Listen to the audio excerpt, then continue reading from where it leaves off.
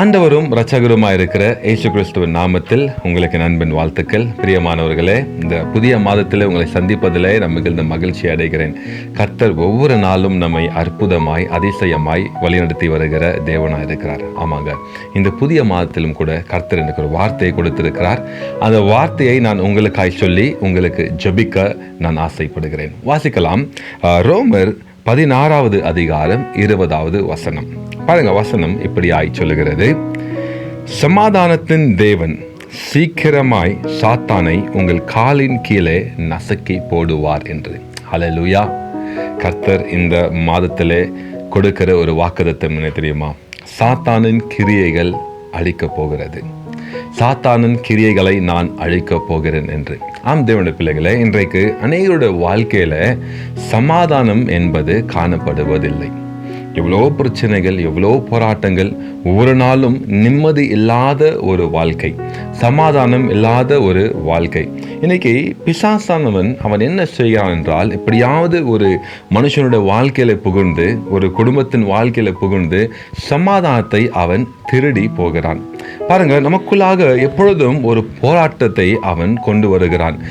நம்முடைய குடும்பத்திலே ஒரு போராட்டம், நம்முடைய தனிப்பட்ட வாழ்க்கையில ஒரு போராட்டம், நாம் வேலை செய்கிற இடத்துல ஒரு போராட்டம், நம்முடைய சரீரத்திலே ஒரு வியாதி நிமித்தம் ஒரு போராட்டம். அப்படியாய் அந்த போராட்டத்தை கொண்டு வந்து அவன் நம்முடைய சமாதானத்தை அவன் திருடி போகிறான். அப்போ ஒரு போராட்டம் நாம் போராடி கொண்டு இருக்கும் பொழுது நம்மிடத்துல இந்த சமாதானம் இருப்பது இல்லை. இப்போ உதாரணத்துக்கு நீங்கள் பாருங்க, இந்த ஈரான் தேசத்தில் யுத்தம் நடந்து கொண்டு இருக்கிறது. இந்த மிடில் ஈஸ்ட் பகுதியில் யுத்தம் நடந்து கொண்டு இருக்கிறது. அந்த இடத்துல ஒரு சமாதானம் இல்லை. எப்பொழுது இந்த பாம்பு போடுவாங்க, எப்பொழுது இந்த பில்டிங் எல்லாம் இடிந்து விழும் அப்படின்னு சொல்லி யாருக்கும் அந்த இடத்துல ஒரு சமாதானமே இல்லை. அதே போலவே தான் இன்றைக்கு நம்முடைய வாழ்க்கையிலும் கூட ஏதோ ஒரு போராட்டத்தின் நிமித்தம் இந்த சமாதானத்தை நாம் இழந்திருக்கிறோம். இன்றைக்கு ஒரு வேளை உங்களுடைய குடும்பத்தில், உங்களுடைய தனிப்பட்ட வாழ்க்கையில் ஏதோ ஒரு காரியத்தின் நிமித்தம் நீங்கள் சமாதானத்தை நீங்கள் இன்றைக்கு இழந்து போயிருக்கலாம். ஒருவேளை உங்களுடைய சரீரத்தில் காணப்படுகிற ஒரு வியாதியாக இருக்கலாம். ஒருவேளை இந்த பணத்து நிமித்தம், ஏதோ ஒரு காரியத்து நிமித்தம் இந்த சமாதானத்தை நீங்கள் இழந்து போயிருக்கலாம். ஒவ்வொரு நாளும் ஒரு நிம்மதியான தூக்கம் இல்லை, குடும்பத்தோடு கூட நிம்மதியாய் நேரத்தை செலவழிக்க முடியவில்லை. அப்படியாய் ஏதோ ஒரு காரியம், ஏதோ ஒரு பிரச்சனை நிமித்தம் பிசாசானவன் இந்த சமாதானத்தை இந்த உங்கள் குடும்பத்திலிருந்து, உங்கள் தனிப்பட்ட வாழ்க்கையிலிருந்து திருடி அவன் போயிருக்கலாம். பயப்படாதீங்க. கர்த்தர் கொடுக்கிற ஒரு வார்த்தை என்ன தெரியுமா? சமாதானத்தின் தேவன் நான் சீக்கிரமாய் சாத்தானை உங்கள் காலின் கீழே நசுக்கி போடுவேன் என்று. ஆம் தேவனுடைய பிள்ளைகளே, கர்த்தர் இந்த மாதத்திலே பிசாசின் கிரியைகளை அவர் அழிக்கப் போகிறார். நீங்கள் இன்னும் கர்த்தரை நெருங்கி வரும் பொழுது, இன்னும் நீங்கள் கர்த்தரை விசுவாசிக்கும் பொழுது அவனுடைய கிரியைகள் அழிக்கப்படும். ஆமாங்க, இந்த மாதம் முழுவதுமாய் சமாதானத்தின் தேவன் உங்களோடு கூட இருந்து அவர் உங்களை வழிநடத்த போகிறார். நாம் ஜெபிக்கலாமா? அன்பின் தகப்பனே, உங்க நன்றியோடு கூட ஸ்தோத்தரிக்கிறோம், துதிக்கிறோம் அப்பா. இந்த புதிய மாதத்துக்காக நன்றி.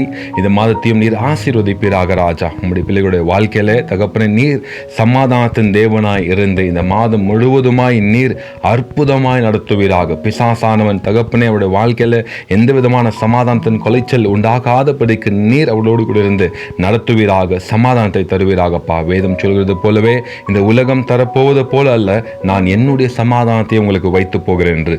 அப்படியா இந்த மாதத்திலே அந்த சமாதானம் இவருடைய உள்ளங்களில், இருதயங்களிலே, இந்த இல்லங்களிலே தேவரீர் தகப்பனே ஆழ கடற்றும் என நான் ஜெபிக்கிறேன். ஆசீர்வதியும், பெரிய காரியங்களை செய்யுங்க, அற்புதங்களை செய்யுங்கப்பா. எல்லா துதிகான மகிமை எல்லாவற்றையும் ஒருவரைக்கே நாங்கள் எடுக்கிறோம். மீட்பர் இயேசுவின் மூலமாக ஜெபிக்கிறோம் எங்கள் ஜீவனுள்ள நல்ல தகப்பனே. ஆமேன், ஆமேன், ஆமேன். God bless you.